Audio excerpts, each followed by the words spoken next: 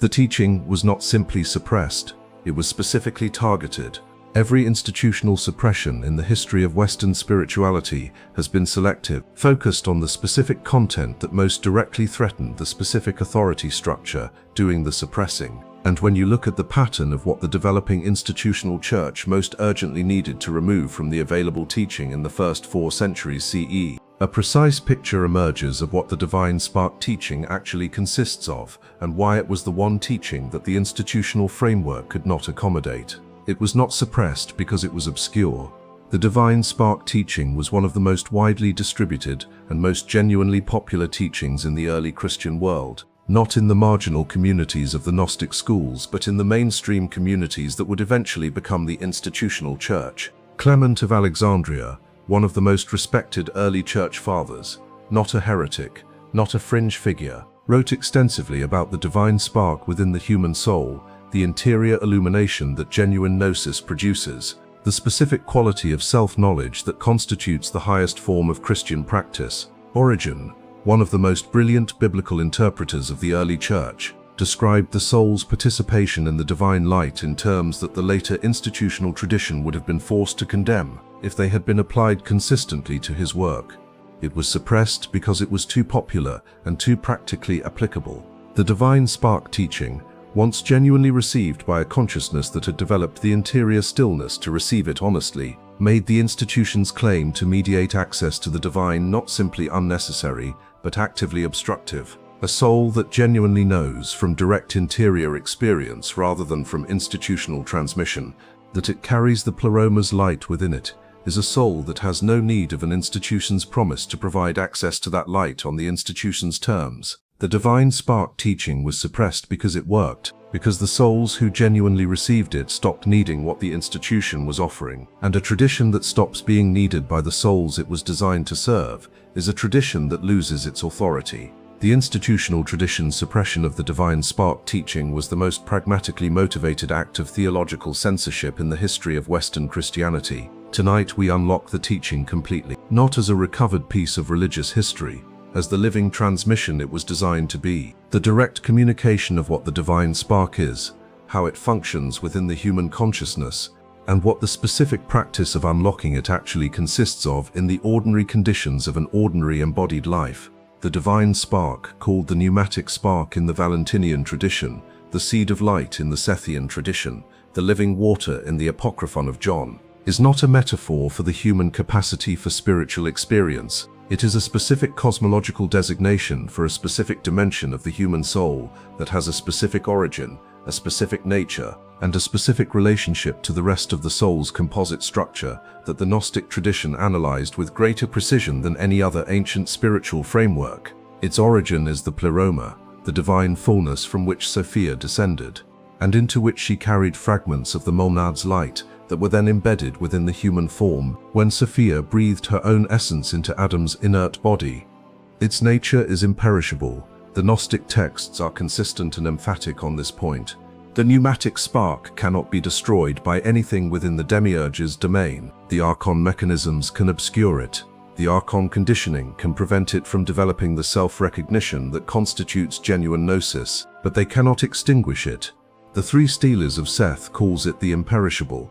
The Gospel of Philip calls it the anointing that makes the resurrection available now rather than after death. The Apocryphon of John calls it the power that the demiurge breathed into Adam's body without understanding, that he was establishing within his own creation, the one thing that would eventually dissolve his authority over it. Its relationship to the rest of the soul's composite structure is the relationship that the Valentinian tradition mapped most precisely through its doctrine of the three natures, the high laconic, the material consciousness, fully identified with the body and its drives, the psychic, the soul layer, capable of genuine spiritual experience but operating within the range of consciousness the Archon system manages, and the pneumatic, the divine spark, the dimension of human consciousness that participates in the Pleroma's nature rather than the demiurge's construction, that knows the Father in the direct way that the Apocryphon of John says only the Son knows the Father, not through mediation but through being of the same nature. The divine spark is not something you develop. It is not something you earn through spiritual practice. It is what you already are at the level that precedes everything the demiurge's world has constructed around you. The unlocking, The specific event that the tradition's teaching is oriented toward producing is not the creation of the divine spark, but its recognition. The moment in which the pneumatic dimension of your consciousness recognizes itself as what it is, as pleroma light, as the imperishable, as the one dimension of your composite being that the Archon system did not create and cannot finally reach. That recognition is the unlocking. And the tradition was suppressed because that unlocking makes every institution that claimed to provide access to the divine suddenly and irreversibly redundant. The Gospel of Thomas gives the unlocking its most compressed and most practically oriented description in saying 70, "When you give birth to what is within you, what you have will save you. If you do not have what is within you, what you do not have will kill you." The paradox is not rhetorical. It is describing the specific structure of the divine spark's relationship to the soul's liberation. What you have within you, the pneumatic spark, already present, already the pleroma's light within the demiurge's world, will save you when you give birth to it. When you generate from within yourself the recognition that makes what was always there visible. When the interior act of genuine gnosis produces the specific quality of knowing that converts the pneumatic spark from an unrecognized potential into a recognized actuality. And what you do not have, the recognition, absent not because the pneumatic spark is absent, but because it has not yet been recognized, will kill you in the specific Gnostic sense.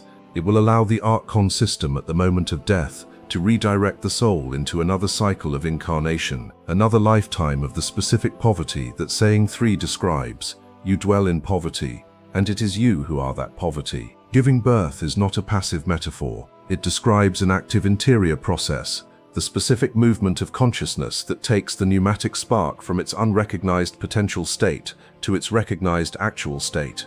And like biological birth, it requires specific conditions. The specific interior conditions that genuine gnosis requires: the quality of stillness in which the pneumatic spark can be perceived beneath the Archon mechanisms that normally consume the soul's attention, the quality of honesty that does not accept the counterfeit light as the genuine article, and the quality of sustained practice that develops the first 2 conditions consistently enough that the recognition that constitutes the giving birth actually occurs. I have created a free guide to accompany this teaching. It is called Unlocking the Divine Spark, a Gnostic Practice Guide. Inside you will find the specific practices developed by the Valentinian and Sethian traditions for cultivating the conditions in which the pneumatic spark's self-recognition becomes possible, from the initial glimpses available in the first stages of genuine practice through the deeper stabilizations that sustained engagement over months and years produces. The link is in the description below. The specific reason the divine spark teaching was erased, the precise institutional logic that made its suppression not just acceptable, urgently necessary, is worth stating explicitly, because understanding it changes how you encounter every institutional claim about your relationship to the divine from this point forward. The divine spark teaching places ultimate spiritual authority within the soul itself, not within the community that recognizes the soul's authority, not within the tradition that the soul participates in, not within the institution that administers the sacraments through which the soul receives access to the divine, within the soul, in the specific dimension of the soul that the demiurge did not create and that the institution which operates within the demiurge's domain cannot access, cannot administer, and cannot legitimately claim authority over. An institution that acknowledges this teaching in its full force has acknowledged that its authority over the soul's most important relationship, the relationship between the soul and the divine, is not ultimate, that there is a dimension of the soul's engagement with the divine that exceeds the institution's jurisdiction entirely, and an institution that acknowledges the limits of its own jurisdiction over the most important relationship it claims to manage has undermined the foundation of its authority. The institutional tradition suppressed the divine spark teaching not because it was false but because it was true, and a true teaching about the limits of institutional authority over the soul's relationship to the divine is the most dangerous truth available in any culture built on the premise that institutional authority is ultimate. The divine spark within you is the living refutation of every claim to ultimate spiritual authority that any institution has ever made over your inner life. It was always there. It remains there now. The suppression did not reach it. The demiurge's institutional management system operates at the psychic level, not at the pneumatic level where the divine spark exists.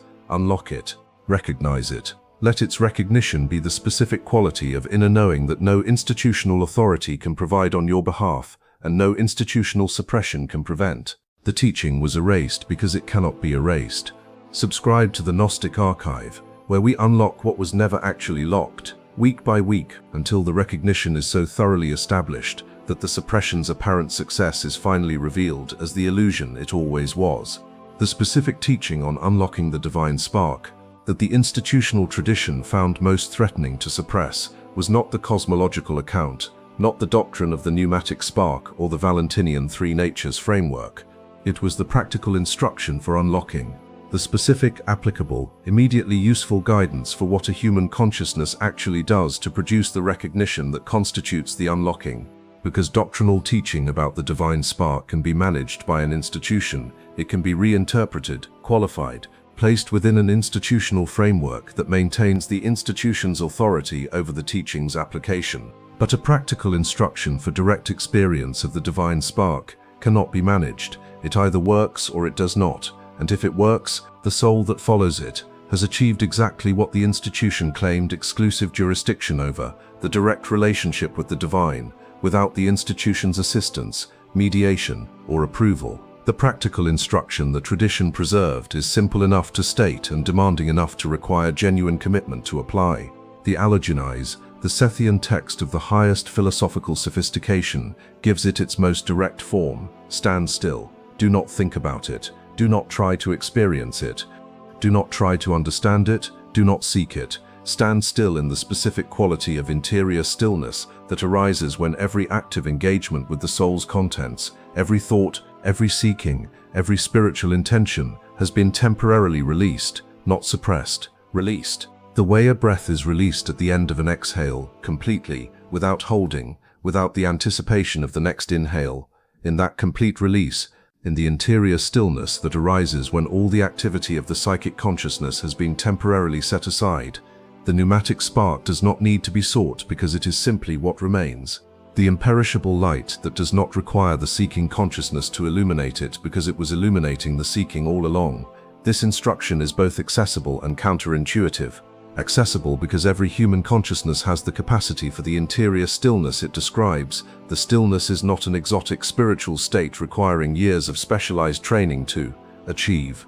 Counterintuitive because the seeking consciousness, the psychic self that has been devoted to the spiritual path and has been expecting the divine spark to be found as the outcome of sufficient seeking, must release not just the specific objects of its seeking but the seeking itself. The practitioner who has been building toward the recognition of the divine spark through sustained spiritual practice must, at the threshold of the recognition, do the thing that the practice has been building the capacity for, but that the practice itself cannot provide. Stop, stand still, release the seeking, and in the releasing discover that the divine spark was never the destination of the seeking, but the awareness that was seeking all along. Unlock what was never actually locked. The teaching was erased because this specific instruction cannot be institutionally mediated. It is available directly, without permission, without qualification, without the institution's assistance. Subscribe to the Gnostic Archive, where we transmit this instruction in every form the tradition preserved it, week by week, because the unlocking is the most urgent thing available and the most consistently suppressed. The divine spark teaching carries within it a specific challenge to every form of spiritual identity that the Gnostic practitioner has built around the pursuit of gnosis.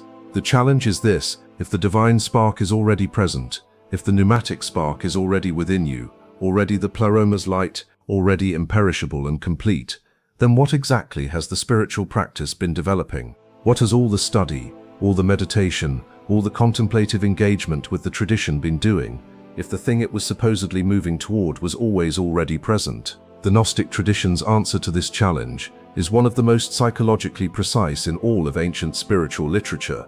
The practice has not been developing the divine spark. The practice has been dissolving the specific configurations of archon conditioning that have been preventing the divine spark from being recognized, not created, dissolved. The divine spark does not develop through practice. It is recognized through the dissolution of what was preventing the recognition.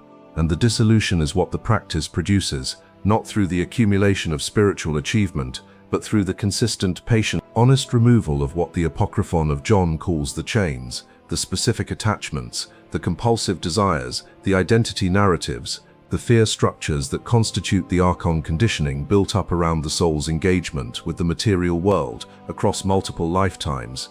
This means that every genuine moment of practice, every moment of real nepsis, every genuine recognition of an Archon mechanism as a mechanism rather than a truth, every interior pause in which the awareness that is not the mechanism is briefly perceived is a moment of dissolution, a moment in which one of the chains is slightly loosened, not dramatically, not permanently, in the sense of the chain being fully removed after a single recognition, but loosened, made slightly less automatic, made slightly more visible the next time it activates. And in that progressive loosening, that accumulation of 10,000 moments of genuine recognition across the months and years of genuine practice, the divine spark that was always present becomes progressively more available to the consciousness that was always containing it. Not a growth, a clearing, not a development, a recovery of what was always there, beneath what the Archon conditioning was always substituting for it. Unlock it with this understanding. The unlocking is not the addition of something you do not have. It is the removal of what has been preventing you from knowing what you already possess. The divine spark is within you. The practice removes the obstacles. The removing is available in this moment, in the specific ordinary context of your specific ordinary life, through the specific quality of honest interior recognition that you can bring to exactly this moment. Begin removing. The spark does not need to be developed, it needs to be uncovered.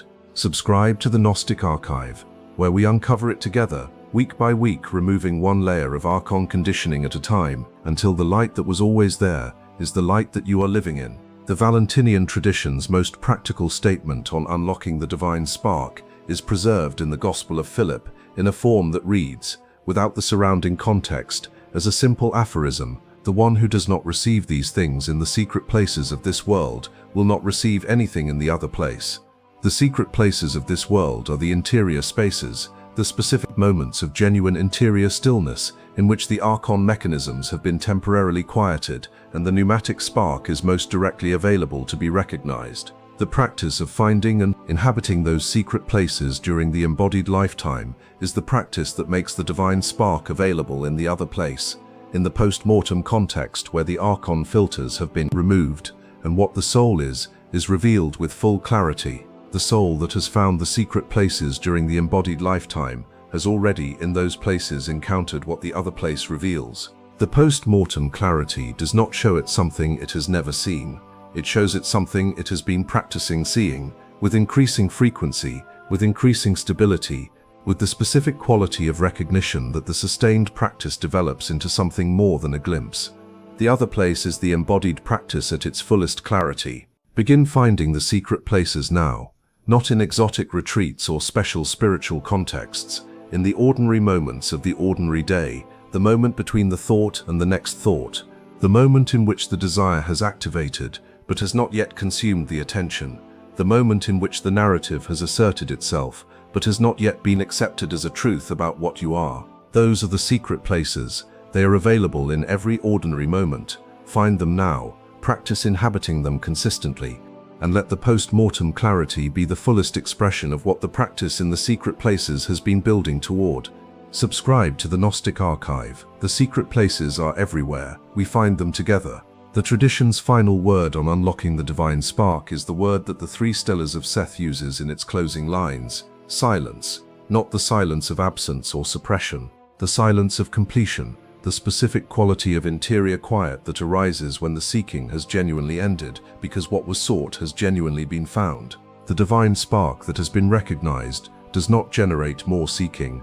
It generates silence, the specific, full, not lacking silence of a consciousness that has found what it was always looking for and has found it where Jesus said it was, within. The silence is not a technique, it is the outcome. It is what the practice was always building toward. Not more sophisticated seeking, but the end of seeking in the recognition that has been present all along, waiting beneath every act of seeking, generating the seeking from within itself as the natural expression of the pneumatic spark's longing to know what it is. The seeking ends when the knowing begins. The knowing begins in the interior silence that the practice has been creating the conditions for. Create the conditions, practice the clearing, let the silence arise. And in the silence, let the divine spark recognize itself. That recognition is the unlocking.